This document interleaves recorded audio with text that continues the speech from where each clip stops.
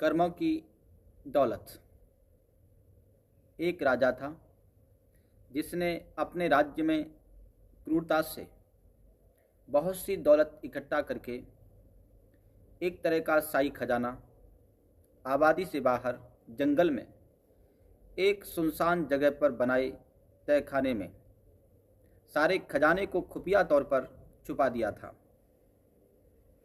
खजाने की सिर्फ दो चाबियां थीं, एक चाबी राजा के पास और एक उसके एक खास मंत्री के पास थी। इन दोनों के अलावा किसी को भी उस खुफिया खजाने का राज मालूम न था। एक रोज किसी को बताए बगैर राजा अकेले अपने खजाने को देखने निकला। तहखाने का दरवाजा खोलकर अंदर दाखिल हो गया और अपने खजाने को देख देख कर खुश हो रहा था और खजाने की चमक से सुकून पा रहा था। उसी वक्त मंत्री भी उस इलाके से निकला और उसने देखा कि खजाने का दरवाज़ा खुला है।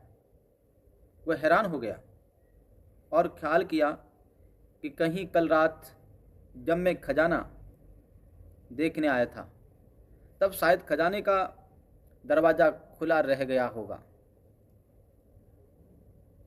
उसने जल्दी जल्दी खजाने का दरवाज़ा बाहर से बंद कर दिया और वहाँ से चला गया। उधर खजाने को निहारने के बाद राजा जब संतुष्ट हुआ और दरवाजे के पास आया तो ये क्या, दरवाजे तो बाहर से बंद हो गया। उसने जोर जोर से दरवाज़ा पीटना शुरू किया, पर वहाँ उनकी आवाज़ सुनने वाला उस जंगल में कोई न था। राजा चिल्लाता रहा और अफसोस कोई न आया। वो थक हार के खजाने को देखता रहा। अब राजा भूख और पानी की प्यास से बेहाल हो रहा था, पागलों सा हो गया। वो रेंगता रेंगता हीरों के संदूक के पास गया और बोला, ए दुनिया के नायाब हीरो, मुझे एक गिलास पानी दे दो। फिर मोती सोने चांदी के पास गया, बोला, ए मोती चांदी सोने खजाने, मुझे एक वक्त का खाना दे दो। राजा को ऐसा लगा कि हीरे मोती उसे बोल रहे हों कि तेरे सारी जिंदगी की कमाई तुझे एक गिलास पानी और एक समय का खाना नहीं दे सकती। राजा भूख से बेहोश होकर गिर गया। जब राजा को होश आया तो सारे मोती हीरे बिखेर के दीवार के पास अपना बिस्तर बनाया और उस पर लेट गया।